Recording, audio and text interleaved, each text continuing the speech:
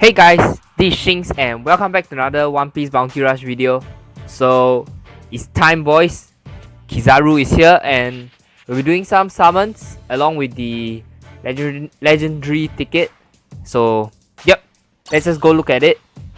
So, okay, the banner is the same as the other previous Bountyfest. So, there's this 150 points thingy and yeah.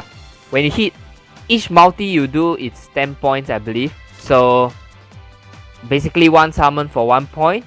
So you need 150 summons, which is roughly about 750 gems, which is a lot. So yep, unless you are really going in and you have quite a lot of gems, I would say don't summon for this banner because it's not the best banner you can get. And at the moment when with all these time skip banners that's gonna happen, you really shouldn't be summoning on this Bountyfest. Like, okay, if you guys remember last time the Emerald's Bountyfest, there was these 2 times step ups, which it was absolutely beast. So you basically, it's like what, 2 guaranteed Bountyfest character with, was it 250? No, with 500 gems I think. That was way more worth than what they are doing now.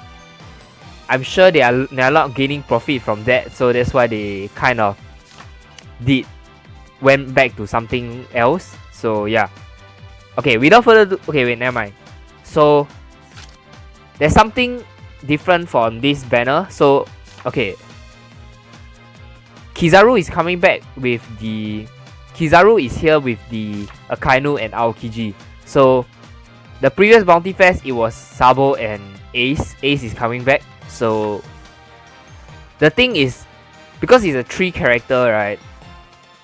It doesn't make sense to put all 3 of them in one banner because the rates will be disgusting. And like, if you want to go for Kizaru, there's like a lot of chance. There's a high chance you'll get Aokiji or Akainu instead, which was pretty bad. But I'm glad they actually did these 2 banners. So basically the first one is Akainu and Kizaru step up.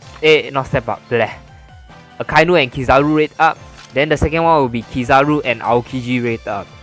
This is pretty nice because you can choose like who do you want to focus on. Like, let's say I 6-star my Akainu already, so I don't think I'll be summoning on this Akainu Aokiji because why would I want dupes? Yeah, so something like that.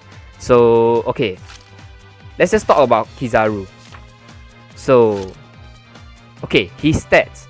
He's a green runner, as what a lot of people predicted. So reason why we predicted he's a green runner already is because Aokiji is a blue defender, Akainu is a red attacker. So what's left? Green runner. Okay, so pretty easy. So okay, his ability is the light fruit, which is one of my favorite fruit. But as a character, I'm not really a huge fan of him.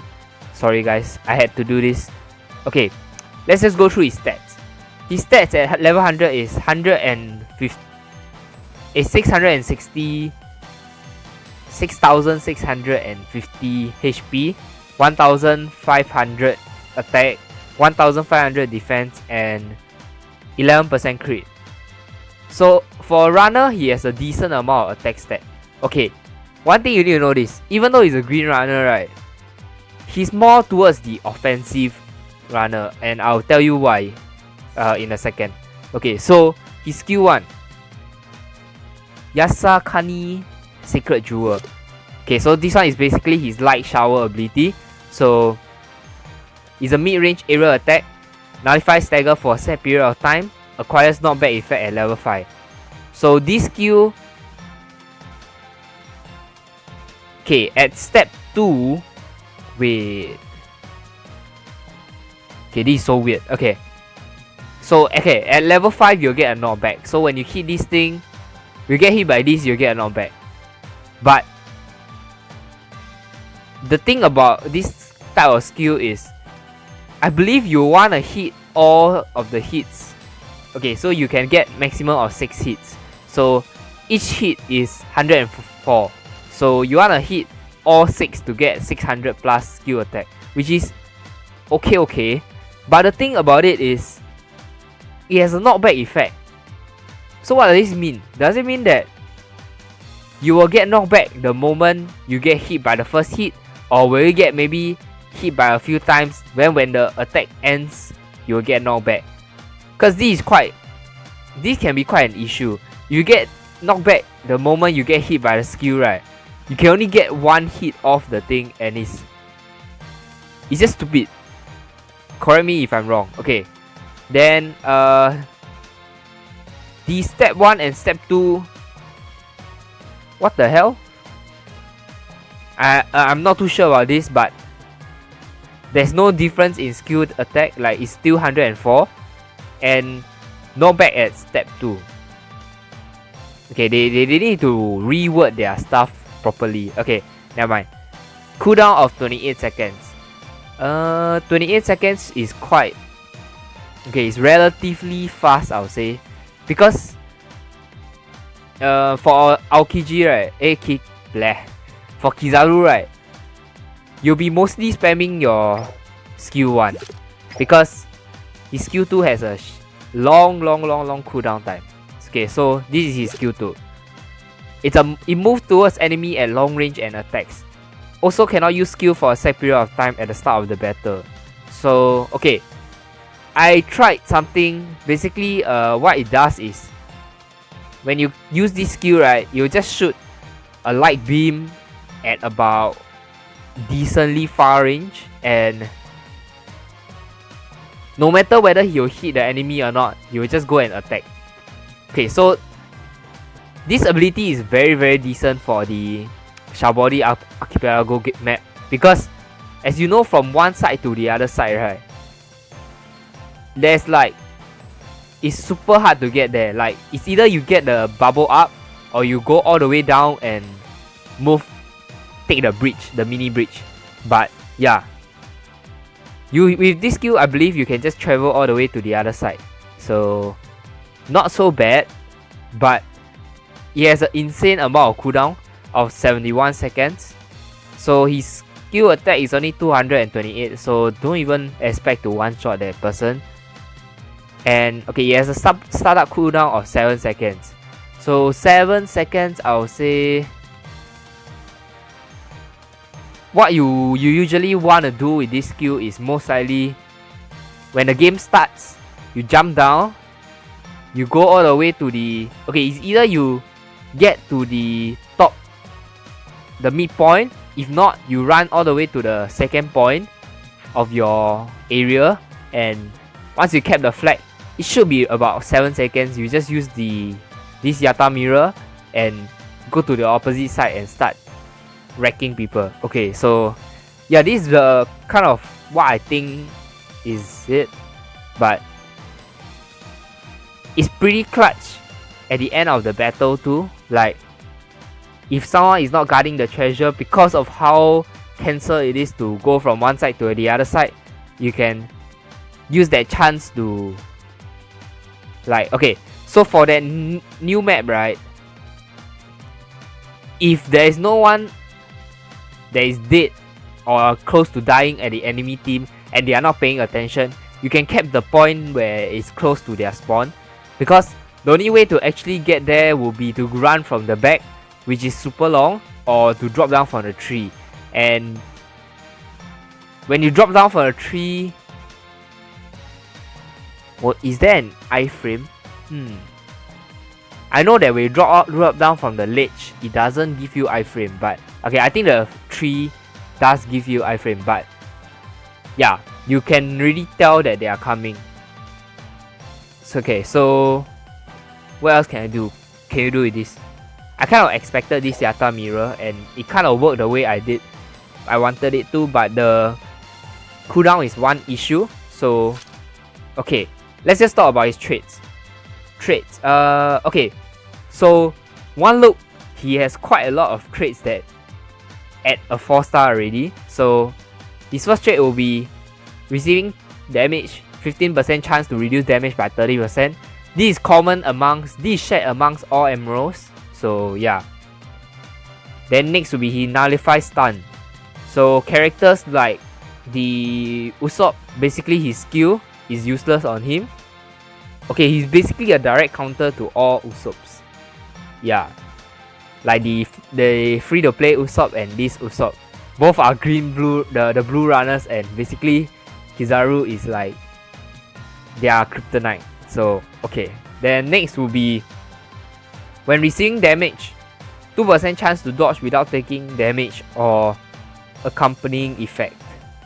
So what it means that when you take damage, right, 2% chance of you missing that damage, as in like you won't get hit at all, and or maybe if it's a stun attack, you won't get stunned. You won't get freeze or burnt or poison or anything. So yeah, not so bad, but 2% chance, you don't really have to rely on that. So yeah. Okay, skill 1. When in area around your enemy's treasure, increase damage by 30%. Okay, attacker's trait. Then when you capture treasure, reduce cooldown of skill 2 by 30%. So